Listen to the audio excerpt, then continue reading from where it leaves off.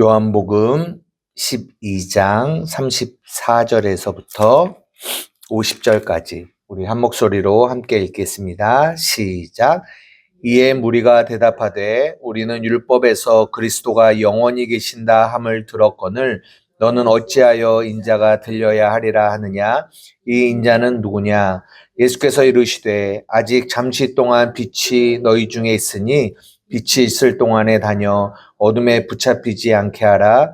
어둠에 다니는 자는 그 가는 곳을 알지 못하느니라. 너희에게 아직 빛이 있을 동안에 빛을 믿으라. 그리하면 빛의 아들이 되리라. 예수께서 이 말씀을 하시고 그들을 떠나가서 숨으시니라. 이렇게 많은 표적을 그들 앞에서 행하셨으나 그를 믿지 아니하니 이는 선지자 이사야의 말씀을 이루려 하심이라. 이르되 주여 우리에게서 들은 바가 누가 믿었으며 주의 팔이 누구에게 나타났나이까 하였더라.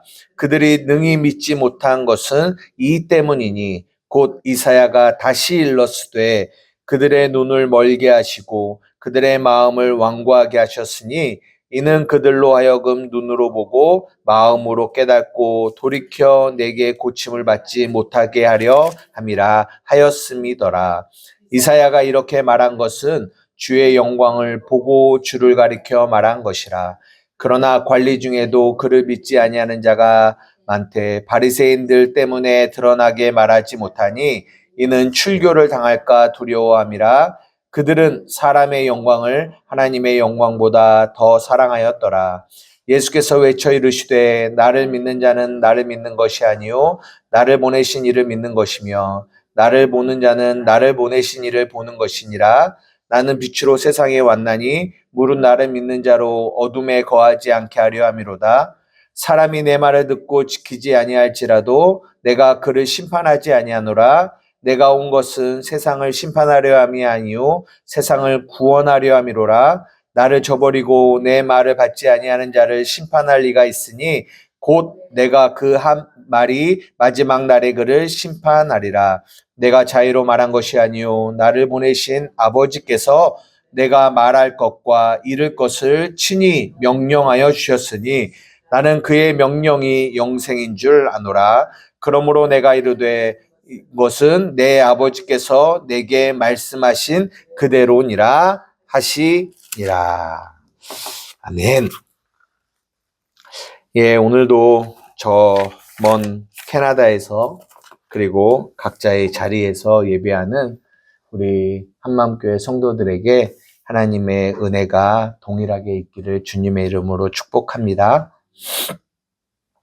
우리가 이제 12장을 보았고 저번 주에 이제 우리가 예수를 뵙기를 원한다라는 제목으로 말씀을 나누었는데요. 그때 중요하게 다루는 부분이 뭐냐면 죄가 무엇인지, 죄악이 무엇인지를 여러분들이 분명하게 이해해야 한다라는 거예요.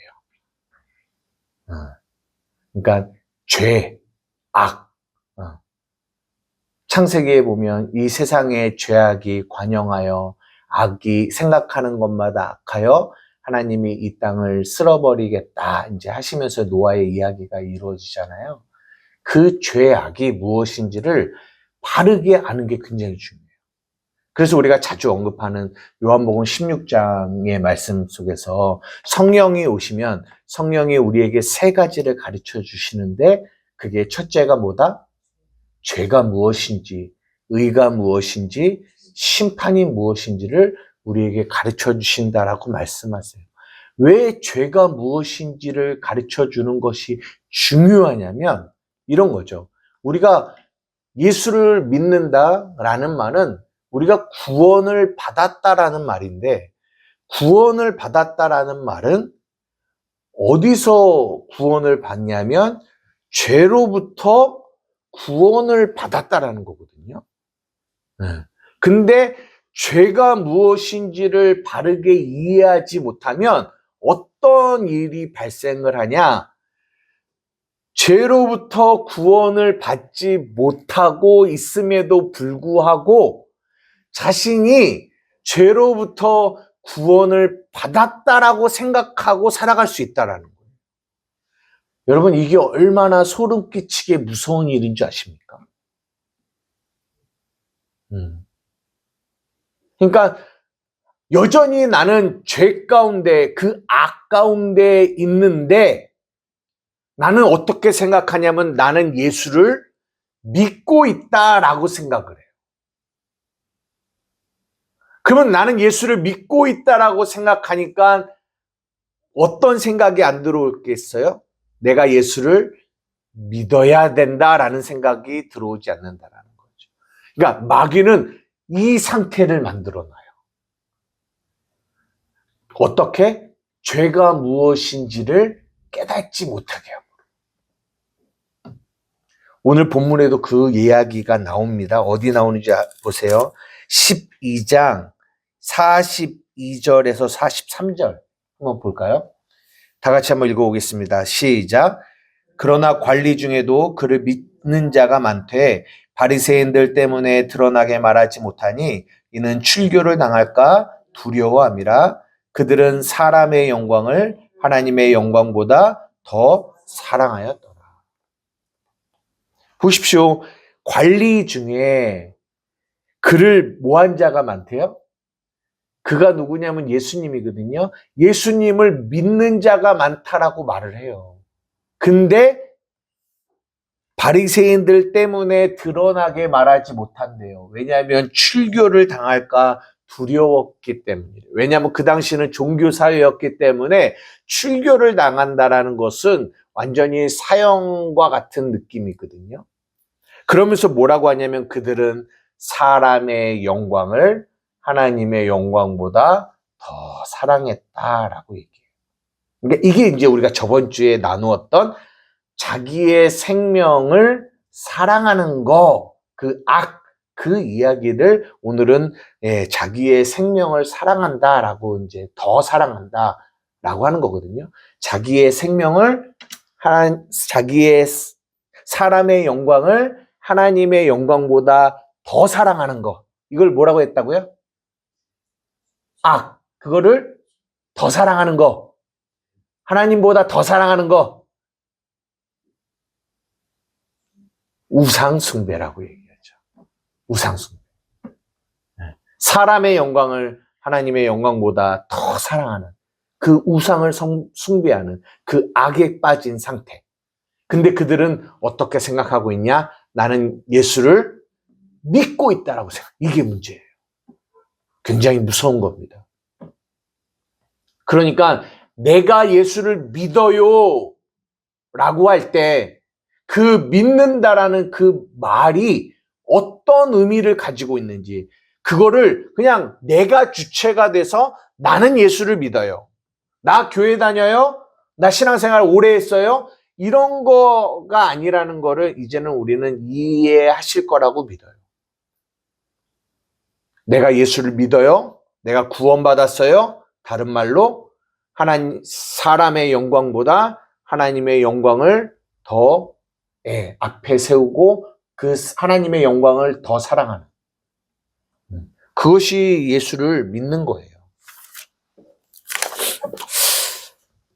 한번 생각해 보십시다. 그 사람의 영광이 뭘까라고 했을 때 이제 이게 마태복음 5장, 6장, 7장의 산상수훈에는 뭘로 나타나냐면 자기의라는 단어로 나타나요. 결국 사람의 영광을 하나님의 영광보다 더 사랑한다라는 것은 자기의 의를 하나님의 의는 누구십니까? 예수 그리스도시잖아요. 자기의 의, 내 열심으로 이게 이제 저번 주에 한 얘기예요. 내 열심으로 하나님을 섬기려고 하는 이 자기의 의, 이것이 사람의 영광이거든요. 이것을 하나님의 영광, 예수 그리스도를 통하여 우리가 구원받는 그분의 섬김을 통하여 구원받는 것보다 더 뭐한다? 더 사랑하는 거예요. 왜? 그래야 영광, 내가 드러나니까. 이것을 성경은 죄다, 악이다 라고 얘기해요. 그 자기의 의가 어디 안에 있어요? 여기 안에 있다고요. 내 안에.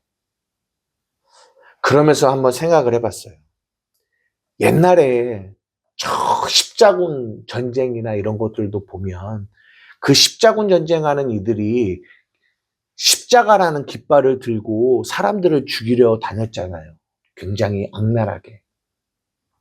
그들이 어떤 마음을 가지고 왔냐면 나는 하나님의 사람, 자녀들, 저들은 마귀, 저들은 악한 자.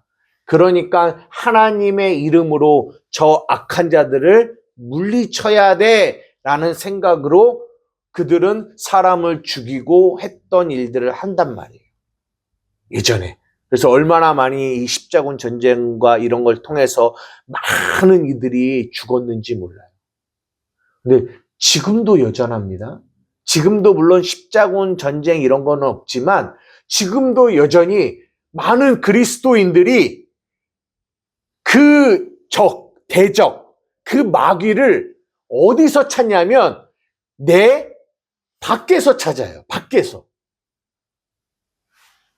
그래서 촛불 집회를 하고 뭘 하고 하면서 저 밖에 있는 저 적들을 물리쳐야 합니다. 물리쳐야 합니다. 물리쳐야 합니다. 라고 막 합니다. 근데 문제는 뭐냐면 물론 그걸 나쁘다고 하는 게 아니라 진짜 적은 내 밖에 있는 적이 아니라 내 안에 있는 적, 내 안에 마귀가 있다니까요. 내 안에 있는 적이, 그 적이 누구냐? 그 악이 누구냐? 자기 의예요. 근데 내 안에 있는 적을 보지 못하고 계속 내 어디에? 밖에 있는 적만 보게 되면 그들은 계속 그들과 싸워요. 근데 이 십자군 전쟁을 하는 이들과 같이 이런 이들의 특징이 있는데 그들은 뭐냐? 전쟁을 하고 하면 할수록 그들의 마음은 더 악해져요. 더 교만해져요. 더 판단하고 정죄하는 마음을 갖게 돼요. 그들은. 미워해요. 왜? 밖의 적이니까. 그 밖의 적을 바라보니까. 그러니까 점점점 그들은 하나님의 이름으로 그 일을 한다고 하는데 점점 그들의 모습은 괴물이 되어가요. 괴물이. 여러분 이거 굉장히 무섭습니다. 그런데 그 적이 내 안에 있다라는 것을 발견하고 내 안에 있는 적과 싸우는 사람들은 어떻게 되냐? 심령이 가난하게 돼요. 점점. 왜? 그 마귀가 나니까. 내 안에 있는 이 의, 내 안에 있는 이 내 영광, 이것이 얼마나 하나님을 대적하고 있는지를 내가 내 안에서 보게 되니까 점점 어떤 사람으로 만들어져 가냐? 심령이 가난한 사람으로 만들어져 가고 애통하는 사람으로 만들어져 가고 의에 줄이고 목마른 자로 만들어져 가는. 물론 마태복음 5장은 우리가 그렇게 만들어져 간다는 게 아니라 그렇게 되어졌다라고 말씀을 하잖아요. 여러분 참 이거는 중요한 것 같아요. 여러분은 그래서 항상 어디를 봐야 되냐? 내 밖을 보는 게 아니라 내 안을 봐야 돼요. 우리의 싸움이, 우리의 씨름이 밖에 있는 게 아니라 어디에 있냐면 우리 안에 있어요.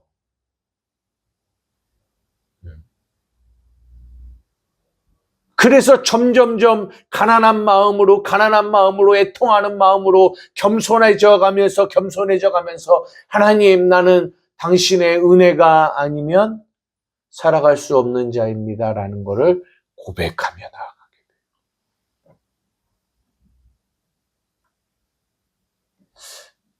여러분, 이건 굉장히 중요합니다.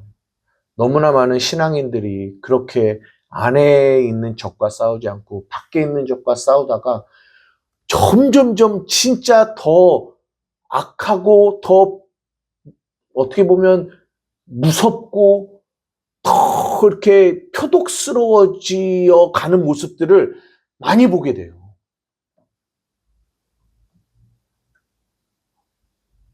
말로는 하나님을 위해서 살아간다라고 하고 하나님의 영광을 위하여 싸운다라고 하는데 그들의 표정과 얼굴과 그들의 마음이 전혀 하나님의 자녀 같은 모습이 보이지 않는다. 여러분, 이거를 잘 분별하셔야 돼요. 이해되세요? 오늘 그것을 깨닫는 게 빛이 비춰지는 거예요. 빛이 비춰지는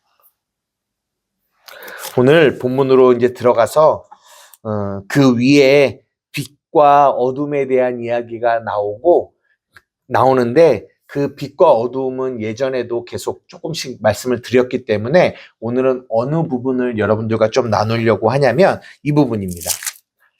36절인데요. 너희에게 아직 빛이 있을 동안에 빛을 믿으라. 그리하면 빛의 아들이 되리라 하시고요. 그 다음에 예수께서 이 말씀을 하시고 뭐라고 하시냐면 그들을 떠나가서 숨으시니라 라고 얘기하세요. 아니, 빛이 있을 동안에 빛을 믿으라 라고 하시면서 숨으셨대요. 믿으라고 하면은 드러내야지 왜 믿으라고 하는데 숨으실까요? 왜 오늘은 이야기를 조금만 하고 마치려고 합니다. 이거는 예수님이 그냥 저 사람들 안 보이게 어느 다른 곳에 가서 이렇게 숨으셨다 이런 얘기가 아니라 이런 게 아니라 하나님이 예수님을 숨기셨다라고 하는 거예요. 숨기셨다. 어느 장소에 숨었다 이런 얘기가 아니라 하나님이 예수님을 숨기셨대요. 왜 숨기셨지? 믿으라고 해놓고서. 그 얘기를 이제 그 밑에 이렇게 많은 표적을 그들 앞에서 행하셨으나 그를 뭐하지 않았다? 믿지 않았대요. 그러면서 끄집어낸 이야기가 뭐냐면 이사야의 이야기예요. 그 이사야의 이는 선지자 이사야의 말씀을 이루려 하심이라 이르되 주여 우리에게서 들은 바를 누가 믿었으며 주의 팔이 누구에게서 나타났나이까 하였더라. 이게 어디 얘기냐면 이사야 53장 1절부터 1절의 이야기거든요. 그 이야기 한번 볼게요. 한번 읽어봅시다. 시작. 우리가 전한 것을 누가 믿었느냐? 여호와의 팔이 누구에게서 나타났느냐? 그는 주 앞에서 자라나기를 연한 순 같고 마른 땅에서 나온 뿌리 같아서 고운 모양도 없고 풍채도 없은즉 우리 보기에 흠모할 만한 아름다운 것이 없도다. 그는 멸시를 받아 사람들에게서 버림받았으며 강고를 많이 겪었으며 질고를 아는 자라. 마치 사람들이 그에게서 얼굴을 가리는 것 같이 멸시를 당하였고 우리도 그를 귀히 여기지 아니하였도다. 이게 이사야가 예수님을 보면서 이거를 이렇게 예언한 거거든요. 그러니까 예수님이 우리가 일반적으로 아는 이런 벽화나 이런 거에 보면 예수님이 엄청 잘생기셨잖아요. 근데 실제로 우리의 예수님은 이렇게 잘생기지 않았습니다. 여기 뭐라고 얘기해요? 흠모할 만한 아름다운 것이 없었고 우리도 그를 귀히 여기지 않았다라는 거예요. 아니 왜 요즘에 막 텔레비에 나오는 이게 문짝남이라고 하거든요. 여러분 들어보셨어요? 문짝남. 문짝처럼 키가 엄청 크고 이렇게 얼굴 잘생긴 사람들을 문짝남이라고 하는데 그런 사람으로 예수님이 태어나셨으면 얼마나 좋았겠어요. 누가 그랬냐면 구약시대의 사울이라는 사람은 일반 사람들보다 모기 하나가 더 컸다고 하잖아요. 그리고 귀골이 장대하고. 그러니까 막 사람들이 막 그게 따랐단 말이에요. 우리 예수님도 어차피 태어나실 거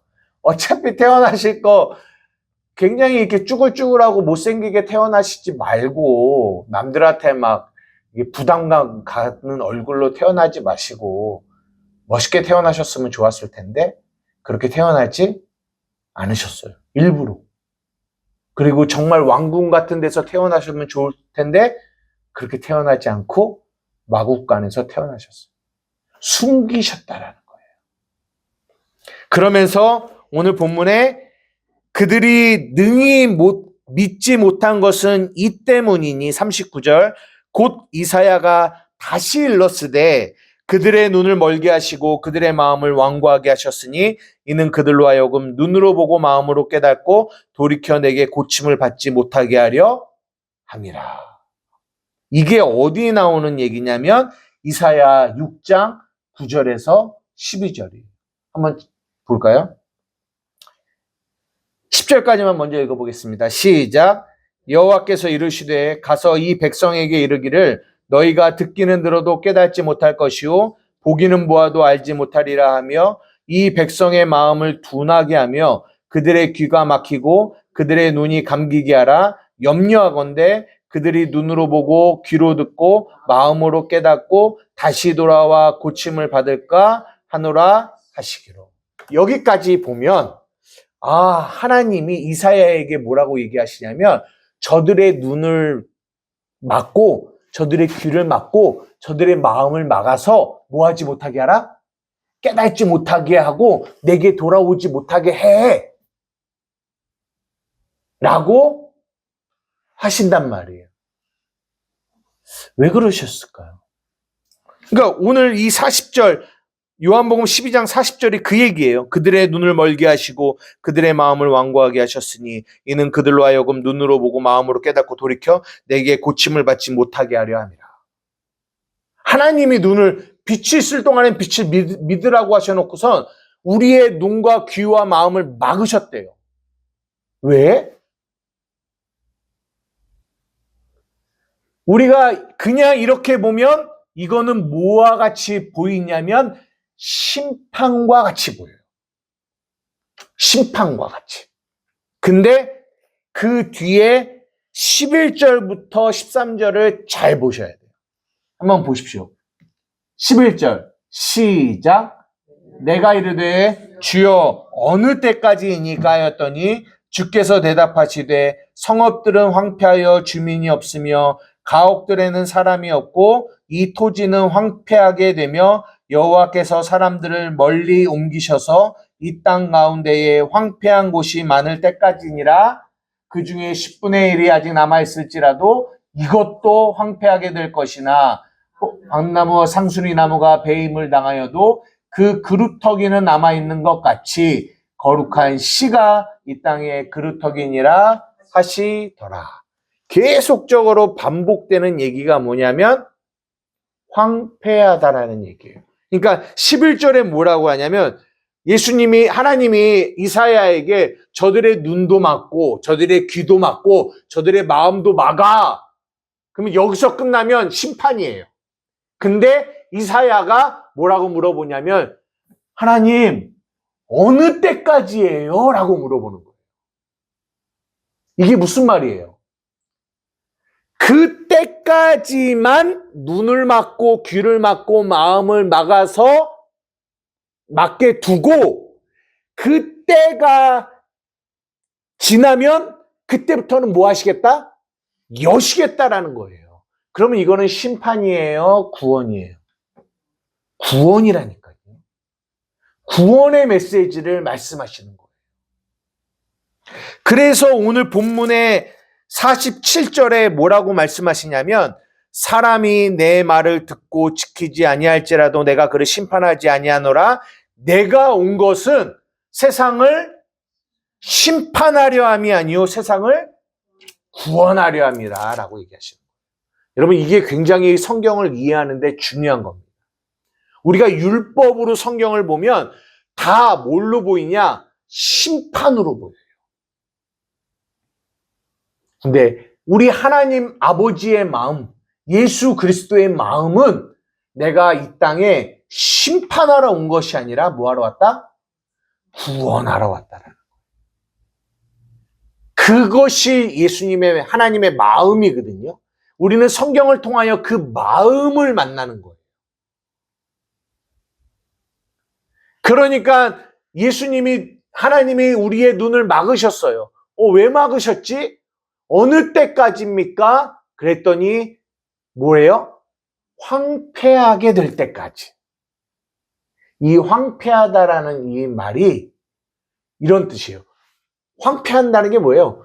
와르르르르르르르 다 무너져서 폐허가 된 상태를 황폐라고 해요. 와르르르르 무너져서.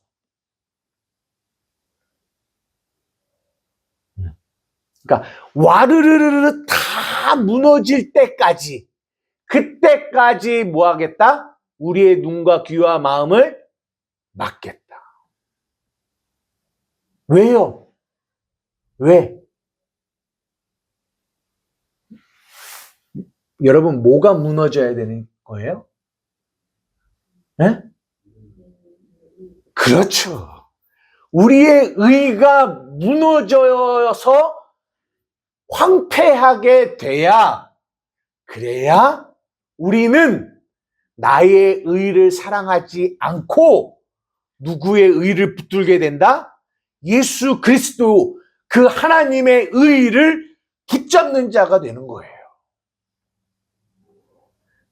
근데 내 의가 무너지지 않고 내가 그러니까 생명나무를 먹으려고 하면 우리는 아까 말한 것처럼 괴물이 돼요. 괴물이. 내 힘으로 그 생명나무를 따먹으려고 하는 자가 된다고요. 이 이야기가 어디서부터 나오냐면 창세기 3장에서부터 나와요. 한번 보여주세요. 창세기 3장 22절부터 24절 시작.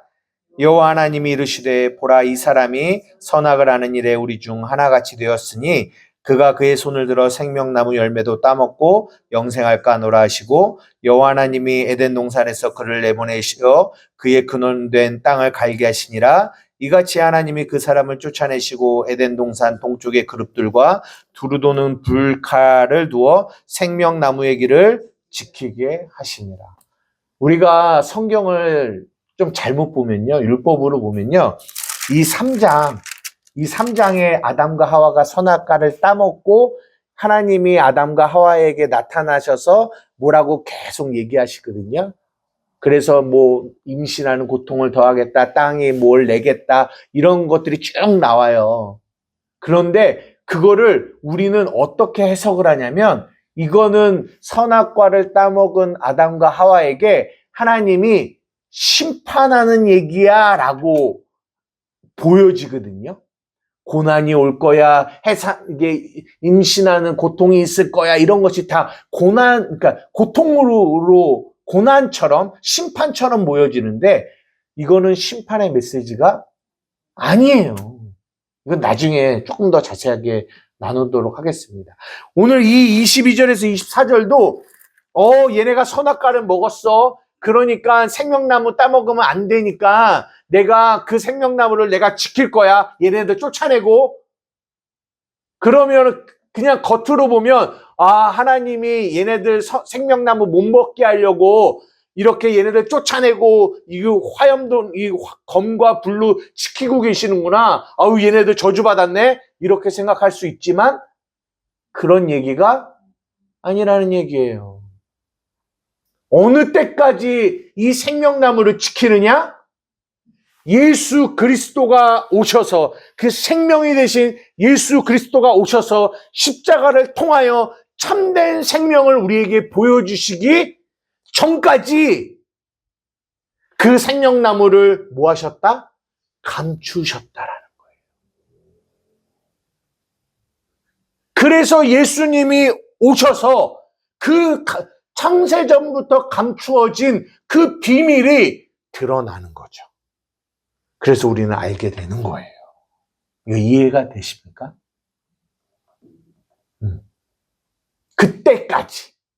그때까지 우리를 어둠 가운데 두시는 거예요.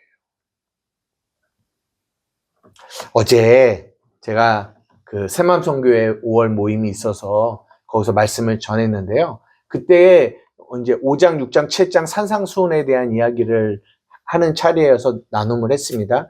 그래서 마태복음 7장 마지막, 이 산상수훈의 마지막의 이야기를 조금 나누었는데요. 마태복음 7장 그 산상수훈의 결론이 뭐냐면 반석 위에 지은 집과 모래 위에 지은 집이에요. 그러니까 반석 위에 지은 집은 무너지지 않고 모래 위에 지은 집은 무너져요. 그래서 예전에는 어떤 식으로만 이해를 했냐면 모래 위에 집을 짓지 말고 반석 위에 집을 지어야지 이렇게만 이해를 했어요. 그런데 이제는 복음을 조금 더 이해하고 나니까 그 사이에 무언가 또 하나의 진리가 보여지는데 뭐가 보여지냐면 무너져야 할 것은 무너져야 한다라는 것이 보여지는 거예요. 왜냐? 우리의 시작은 율법에서부터 시작해요. 사람의 영광을 쫓아 살아가는 그 안에서 집을 지으려고 하는 모래 위에 지은 집과 기초에서 우리는 집을 짓고 있었다고요. 근데 이렇게 지면은 어떻게 돼요? 무너지잖아요. 근데 우리가 복음을 이해하지 못하면 무너지는 거를 어떻게 생각해요? 두려워해요. 무너지면 안 되는데. 무너지지 말아야 되는데. 그러니까 어떻게 하든지 자꾸만 자기의 노력으로 그 무너짐을 막으려고 한단 말이에요. 아니요, 성경은 그 말을 하고 있잖아요. 우리가 모래 위에 집을 짓고 있는 것이 뭐 해야 된다? 무너져야 할 것은 무너져야 합니다. 왜? 무너져야, 황폐하게 돼야 우리가 이거는 무너지는 거구나 깨닫고 여기서 끝나는 거예요? 아니요. 그 무너짐을 통해서, 그 죽음을 통해서 우리는 어디에 집을 지을 수 있어요? 반석 위에. 나는 반석 위에 집을 지어야지. 무너지지 않는, 영원히 무너지지 않는 이 반석 위에 집을 지어야지. 그게 구원의 과정이에요. 그러니까 반드시 필요한 게 뭐냐? 무너지는 거예요. 그래서 오늘 본문에 우리가 하나님의 영광보다 사람의 영광을 더 사랑하면서 그러면서도 우리는 뭐 하고 있다? 나는 예수를 믿고 있다라고 신앙생활을 하면서 살아가고 있는 너무나 많은 그리스도인들이 있단 말이에요. 이 말은 그리스도인인데 그런 사람을 성경에 뭐라고 얘기하냐면, 신학이 뭐라고 얘기하냐면 명목상의 크리스천들이라고. 그냥 이름만 그리스도인이죠. 그들은 하나님을 믿고 있는 것이 아니라는 거예요. 그래서 하나님이 그 모래 위에 집을 짓고 있는 이들의 그것을 무너뜨리세요. 이거 심판이에요? 사랑이에요? 사랑이라니까요. 사랑이라니까요.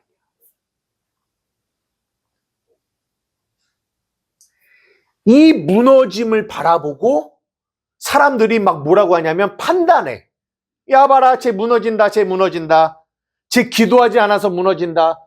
쟤 금식하지 않아서 무너진다. 쟤 열심 내지 않아서 무너진다. 판단해. 판단하지 말아라. 왜? 그거는 무너져야 할 거예요.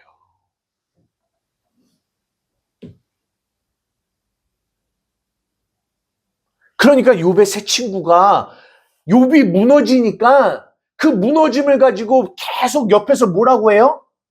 너 잘못했어. 너가 잘못해서 그런 거야. 욥은 내가 뭘 그렇게 잘못했는데 이러고 있단 말이에요. 그 복음의 진리를 깨닫지 못하니까.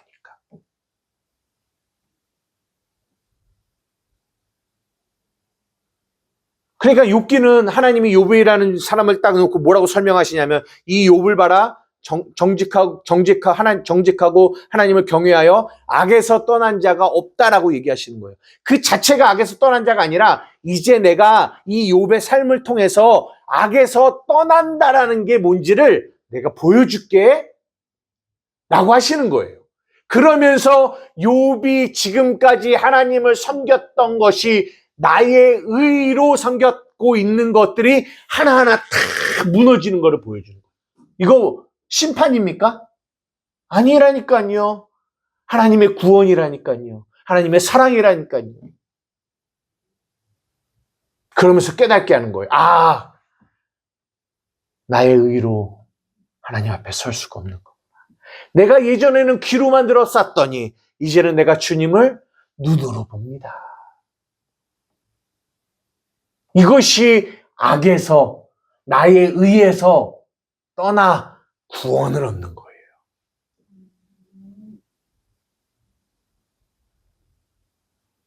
근데 거짓 선지자들은 뭐라고 해요? 야야야, 그거 무너진 거, 그거 네가 뭐 잘못해서 그래, 네가 뭐 못해서 그래, 그 무너지지 않게 너 열심히 더 많은 더 많은 열심을 내서 무너지지 않게 해. 그래서 무너지지 않을 때, 야, 너 정말 하나님 앞에 복 받았다. 이게 누구예요? 거짓 선지자들이에요.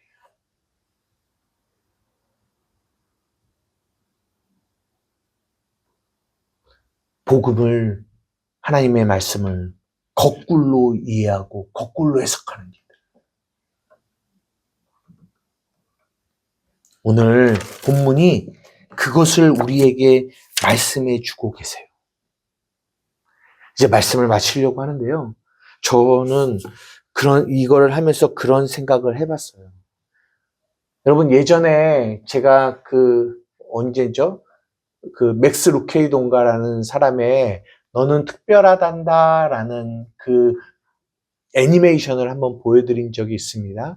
그때 어떤 못생기고 그 남자 주인공이 이제 이렇게 맨날 벌점 스티커를 받고 살아가고 있고 그 마을에서는 율법으로 잘하면 이 칭찬 스티커가 붙여지고 그래서 칭찬 스티커가 붙여진 사람은 막 자랑하면서 야, 나는 칭찬 스티커 몇 개야 라고 하면 자랑하고 벌점 받은 이들은 막 이렇게 쭈그러 앉아서 막 이렇게 정죄받고 이런 그림이었잖아요. 근데 그곳에 예수님을 만난 어떤 한 여자애가 있었어요. 그 여자애는 어떠냐면 칭찬 스티커를 붙여도 칭찬 스티커가 붙어요, 안 붙어요? 안 붙어요. 벌점 스티커를 붙여도 안 붙어요. 여러분, 이것이 굉장히 중요한 거예요. 왜냐? 제가요, 지금까지 신앙생활 하면서 너무나 많은 영적인 거장들을 보았어요. 진짜 그들의 업적과 그들의 능력과 그들의 성경을 해석하는 것과 그 모든 것이 너무 탁월해요. 너무나 많은 이들의 영향을 준 분들이에요. 그런데 진짜 안타까운 거는 그들에게 있는 그 업적과 그 칭찬과 그것이 그들에게 뭐가 되냐면 칭찬 스티커가 되어 그들의 몸에 두둑 붙어 있는 거예요. 그러니까 그것이 결국 뭐가 되냐면 사람의 영광이 되더라는 거예요. 사람의 영광이 되니까 그게 십자가를 가리더라니까요.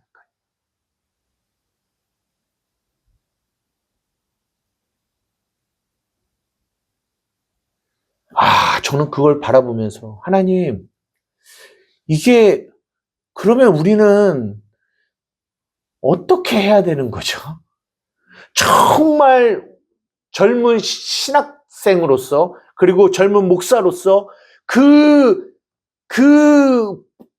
교계와 이런 기독교계의 본이 되는 그 목회자들을 바라보면서 그들을 동경하면서 왔는데 그들의 그 말로가 이렇게 그들의 의로 그들의 영광으로 무너져가는 모습들을 바라보면서 하나님 많은 고민을 하게 되더라고요. 그러면서 다시 한번 저는 뭐 개척교회 목사기 때문에 많은 칭찬 스티커가 붙지 않지만 반대로 벌점 스티커가 붙어 있는다 할지라도 그것이 내 삶에 붙지 않는 거. 그래서 오직 뭐만 붙들고 살아가냐?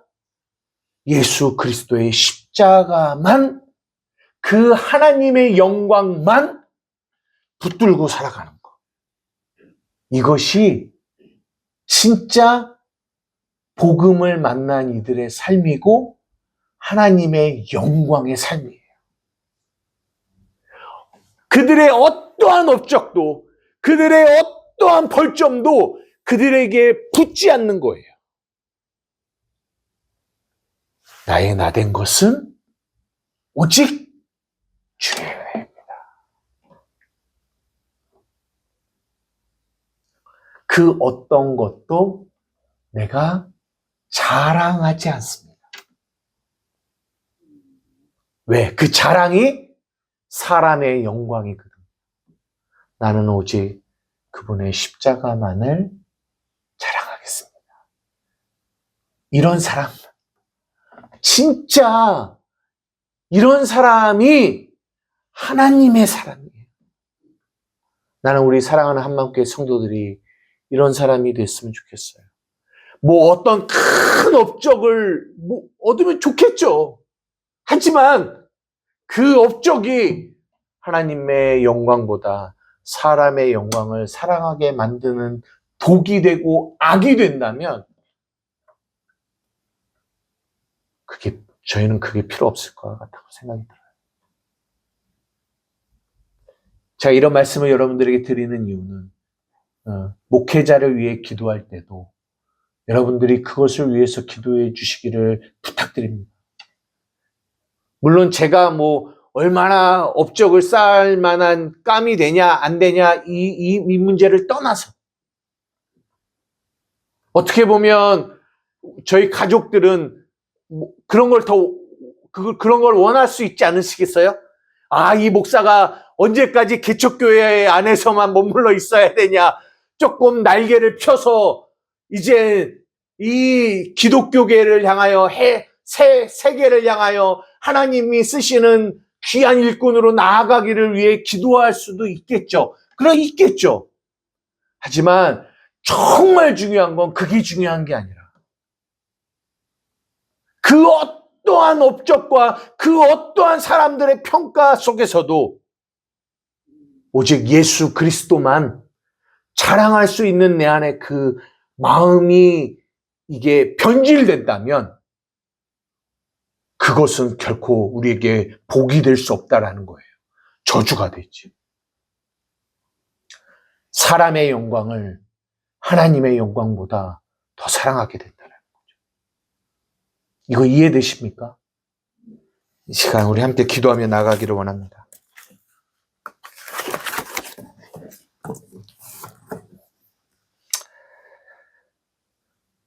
주님이 숨기셨어요. 뭐 할 때까지? 무너질 때까지. 그러나 그 무너짐은 심판이 아니라 사랑입니다. 그래서 저도 우리 사랑하는 한마음교회 성도들의 삶에 이 무너짐이 우리의 삶에 올 때 그것을 이거는 저주가 아니라 하나님의 사랑이다라고 믿어요. 그리고 여러분들도 그것을 깨닫기를 원해요. 그래서 그 안에 하나님이 일하심들을 우리가 기대하며 나아가기를 주님의 이름으로 축복합니다. 하나님, 무너질 것들은 무너지게 하여 주십시오. 그래서 영원히 흔들리지 않고 무너지지 않는 반석 위에 지어지는 집이 되게 하여 주시옵소서. 이 시간 주님의 이름 한번 부르며 기도하며 나아가시겠습니다. 주여